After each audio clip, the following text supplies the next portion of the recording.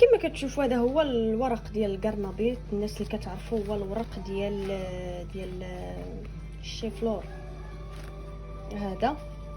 من بعد ما عطيته واحد الغسيله مرحته شويه وخليته يتسقطر، وغادي نحيد هاد الاوراق اللي ما غاديش ينفعوني.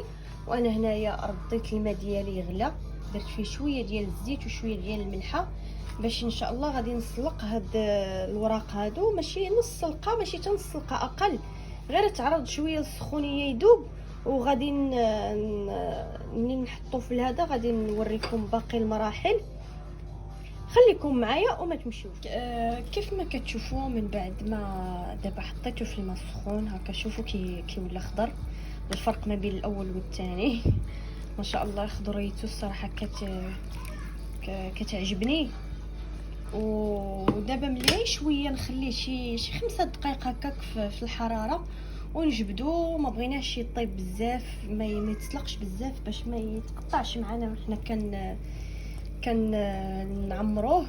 بغيت نقول باغا نوريكم الحشوه. راه كنت ديجا شاركت معكم في الفيديو ديال الكوسه. سهله يعني، بتنقع الرز الحب الصغير هذا الابيض وتوم ونعناع ناشف وبهارات، واللي في عنده يحط شويه ماجي معاها برضو، يعني بتعطي طعم حلو للحشوه. وخلاص بهار مشكل وملح وشويه كركم وشويه زنجبيل فقط. وبعد ما تخلطوا كل هذا مع بعضياته، ومن بعد تحطوا على جنب عيار الورق هذا مسلوق.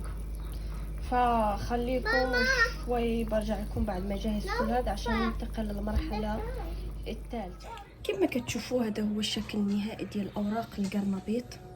هما من بعد ما عرضتهم شويه للحراره، ما تخليهمش يتسلقوا بزاف. بالنسبه للناس اللي بيعملوا ورق عنب زي الورق العنب، يعني زي البهار زي الحشوه نفس الاشي، بس الفرق انه هذا ورق قرنبيط فقط لا غير. فبعد ما بينسلق بيصير بهذا الشكل. صراحة مش اول مرة بعمله، وصراحة أنا اللي علمني اياه حماتي الله يرحمها يا رب ويجعل مثواها الجنة. خلاص انا بس قلت اوريكم الشكل كيف على هذا الشكل. فالحين راح اوريكم طريقة تقطيعه عشان كيف اقدر احشيه. خليكم معي يعني بدون ما اقطع هذا. خليه بهذا الشكل. نجيب السكين بنقط نحيدو هاد الورق بس، يعني هذا الخميل هذا. بعد هكا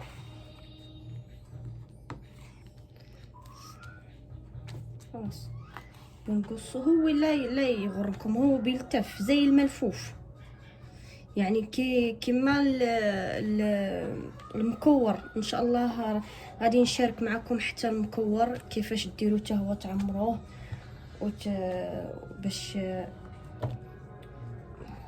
خليكم يعني يا رب تكونوا شايفوني. بعدا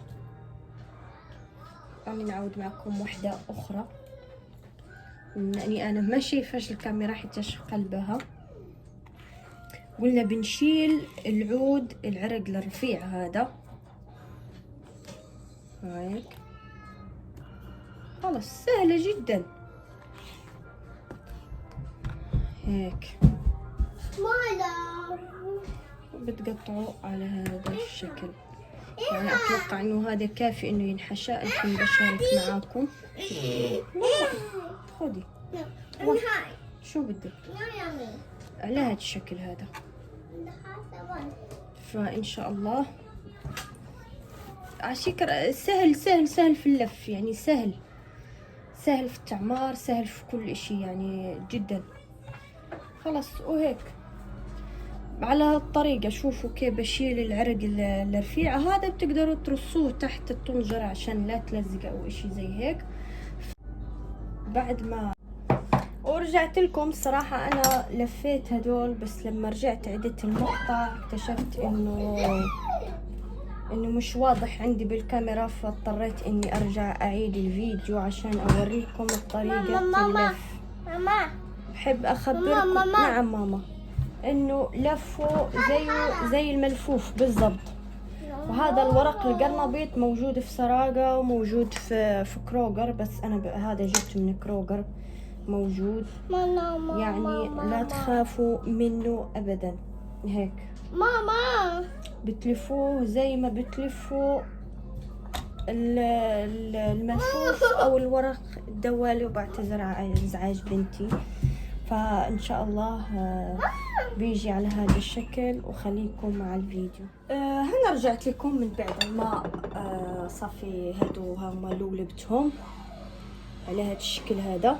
هانتوما يعني مثل ما بتشوفوا بالنسبة للناس اللي عايشين هون بأمريكا، هذا زي ما حكيت لكم بتلاقوه في كروجر في سراجة. ورق القرنبيط يعني ورق الزهر اللي هو الشيفلور. وصافي يعني زي ما قلت لكم بالفيديو لفه سهل يعني على السريع بالنسبة للناس اللي حريفة في ورق الدوالي في الملفوف إشي زي هيك. ما شاء الله ما راح يتغلبوا معه أبدا. عندي هون بصالة كبيرة، عندي هون حبة بندورة، وهذا الجاج تبعي زي ما بتشوفوا نظفته وشلت منه الجلدة. عندي هون بهارات زنجبيل، عندي هون بهار مشكل، عندي هون شوية بهار محاشي يعني شوي راس معلقة فلفل أسود بابريكا. عندي هنا ملح ليمون، وعندي هون الملح العادي اللي هو الملح العادي، وعندي هون زيت قلي يعني زيت عادي. فهذه المكونات اللي راح احتاجها بالنسبة للف الورق القرنبيط، فلف سوري يعني عشان اطبق الطبخة. فانا عندي هون كمية بسيطة يعني الصراحة جبت 4 لفات، فيعني شلت اللي ما يزبط انه يلتف وخليت هذا. ف احنا بس 3 اشخاص يعني اللي بياكلوا هذا الاشي، فعمل دجاجة واحدة اللي هي صغيرة، فيعني كمية عقد ان طارت 4 اشخاص 5.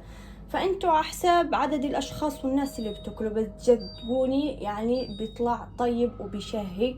فالحين بنتقل معاكم لمرحلة تطبيق الطبخة، وبشوفكم يعني خليكم معي مش بشوفكم.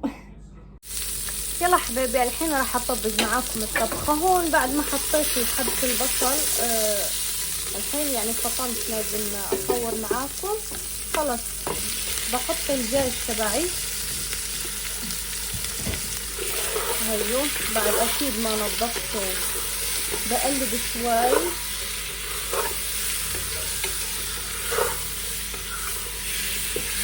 هيك بقلبه مع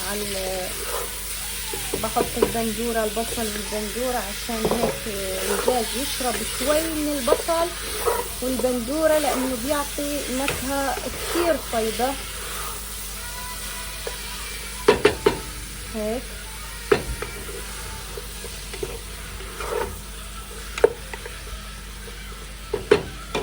والحين حبلش اضيف معاكم البهار لانه انا بدي احوصه مع البهار، فاهمين كيف؟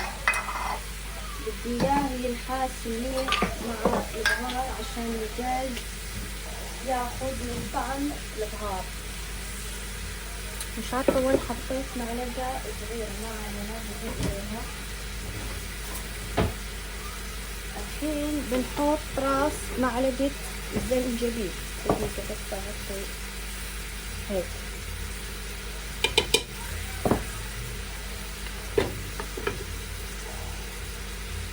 بهار مشكل راس المعلقة يعني او معلقة صغيرة يعني انتوا عندكم ميزانكم على حساب الكمية. البهارات يعني انا قلت من قبل شو حطيت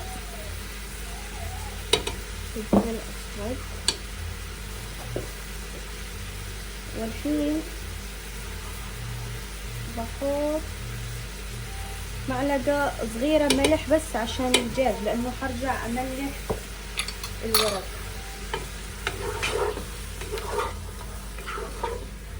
بقلبهم مع بعض منيح. والحين هي بعد ما قليت شوي الدجاج مع البهارات والبصل والبندورة، الحين بدي احط الورق القرنبيط. هيك عادي الناس تقدر ترصه، ناس تقدر تحطه هيك مع بعض.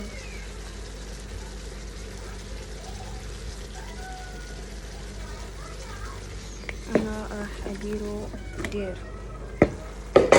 خالص هيك.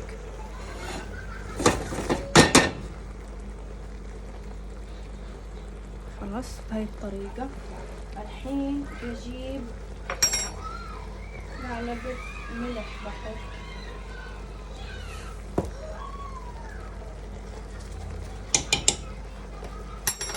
يعني بحاولش اكتر عشان ما يجيش انه مالح، بس احاول املح الورق.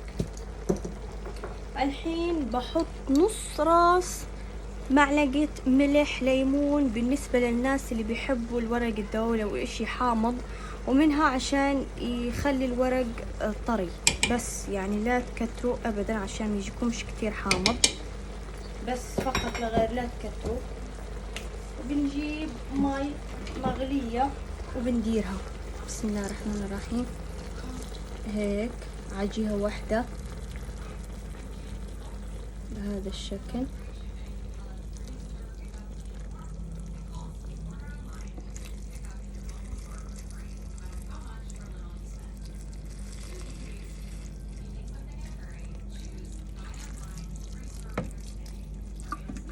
انا على فكرة نسيت اني احط لها صحن، بس يعني مرات كتير على الدوالي ما بحط صحن، بس برضو بتزبط معي. بس هيك وخلوها تغلي، يعني طريقتها زي طريقة الدوالي بالضبط، اللي هو الورق العنب، فمش غلبة والحمد لله يعني بتزبط. وهيك بعد ما تغلي ان شاء الله وتبلش تنشف شوي بشيل الصحن وبوطي عليها على الاخر، وان شاء الله بصور لكم هاي الخطوة. زي ما بتشوفوا الحين هو قرب يستوي، وبس يقرب يستوي بتضيفوا شوية زيت زيتون على الوجه، وبترجعوا توطوا عليه وتخلوه يستوي. انا بس حبيت اقول لكم تقريبا بلش ينشف من المي. وهذا هو الشكل النهائي، يعني كيجي الصراحة زوين، انا كيعجبني يعني. يعني استني ماما خليني، يعني اللي هذا الرز هذا اللي هو خارج ماشي انه تحل ولا هذا ولا طب بزاف، لا هذا غير اللي كيكون من جناب خارج، يعني هذا الشكل هذا كيجي الصراحه لذيذ. يعني انا كنوريكم يعني الواقع بدون يعني اكل طبيعي، اكل بيتي، يعني لا اضافات زائده ولا شيء، يعني عن الطبيعه جدا. وهذا هو كان غدانا اليوم مع الدجاج، وخصوصا انه وجبه ل3 اشخاص هادي. فبتمنى انكم تجربوها الصراحه، يعني زاكي زاكي زاكي واطرى من الله. وبتمنى انكم تشتركوا في القناه، وشكرا لدعمكم.